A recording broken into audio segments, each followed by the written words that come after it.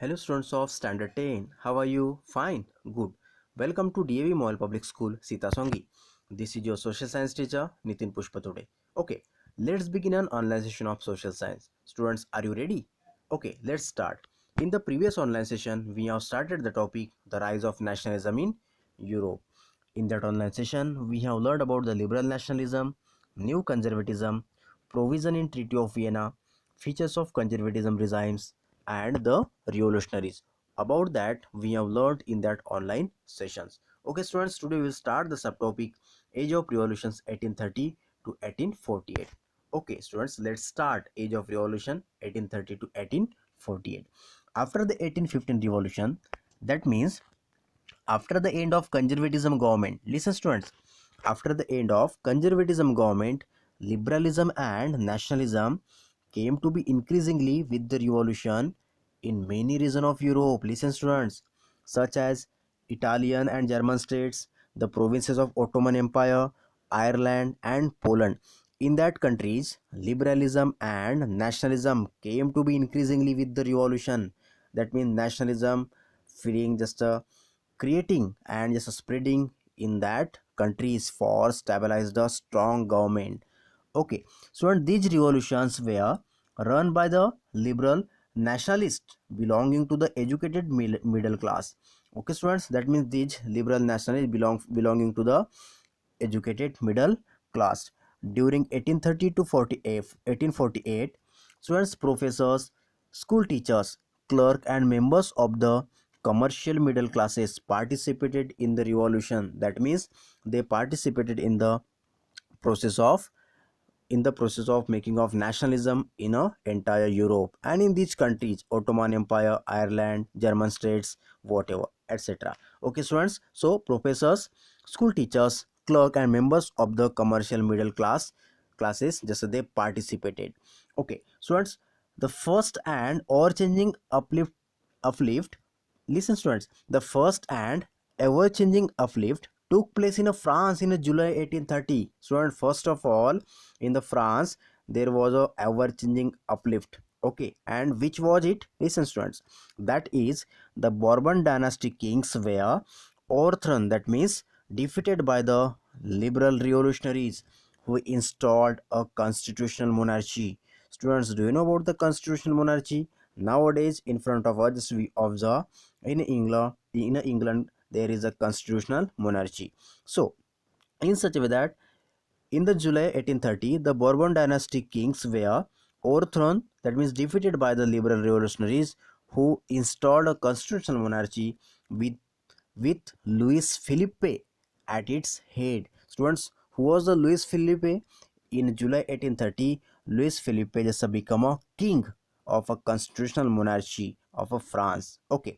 Again, students, July 1833 revolution, it motivated an uprising in a Brussels. That means it is a European country. Okay. So 1833 revolution motivated an uprising in a Brussels, which led to be Belgium breaking away from the United Kingdom. That means students, it become a constitutional country after the 1833 revolution, Brussels. Okay, students, thereafter the growth of revolutionary nationalism in Europe activated a struggle for independence amongst the Greek country also. That means which began in the first quarter of the 19th century. That means students, this growth of the revolutionary nationalism feeling just spreaded during the first quarter of the 19th century amongst the Greek countries, Greek peoples, among the Greek people. Okay, so students, in such a way that, so on that time the Greek was a center of that Ottoman Empire.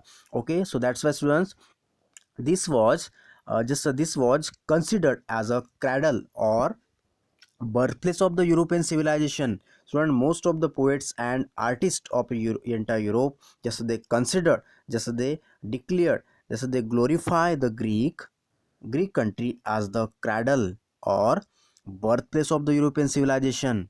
Okay, students, the cradle, why just they called the cradle of the Europe, cradle of just a Greek as a cradle and the birthplace of the European civilization?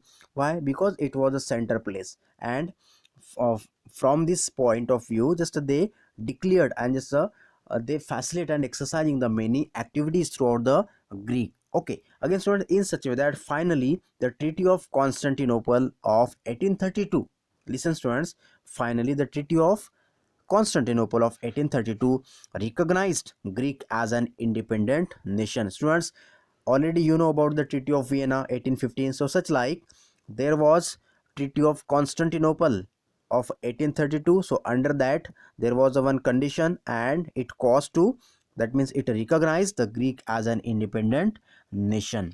Okay students, so this is the story about that Greek as a cradle place of the European civilization. Okay, students. Another most important thing was, listen, the development of nationalism.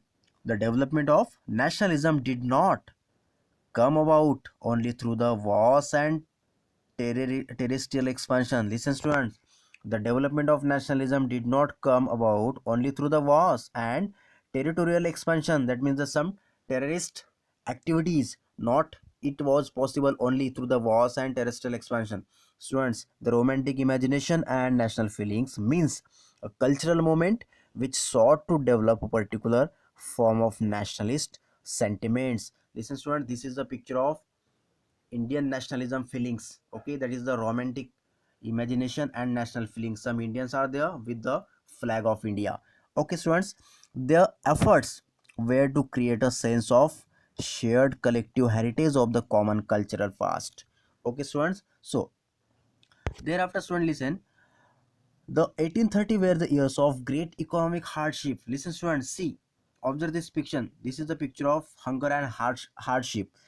The 1830 year of a great economic hardships in a Europe. Students, Europe population from rural area, most of the Europe population from the rural areas migrated to the city to lie in a overcrowded slum. Why they migrated? For the employment and for the food purpose, for earning purpose. Okay student, so 1830, where 1830, in between the 1830 and around that some years of great economic, some years they have a, some years have a great economic hardships.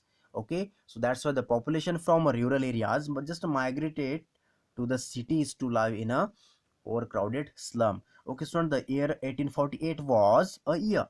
During that time, students, the year 1848 was a year during which food shortage and widespread unemployment. Okay, students, so during during the age of revolution 1830 and 1848, there were some adverse conditions. So it caused to the hunger, hardship, and it caused to the hunger, hardship, and the popular reward. Okay, so this situation is caused to the just a birth, give the birth of the shortage of the food and widespread the unemployment. Okay student, but with the pass of time after that this situation was changed. Okay students, about the hunger, hardship, and the popular rewards in a next period, just we will learn in a detailed manner. Okay students, in such a way that today we learn about the age of revolution 1830 1848, so about the romantic imagination and national feelings, then a very uh, few information about the hungers and hardship. Okay students, on the basis of today's content, one assignment question I am giving you, and this question in front of you, you have to write the answer of this question. Students, remaining part of this lesson we will learn in the next online session. Thank you very much.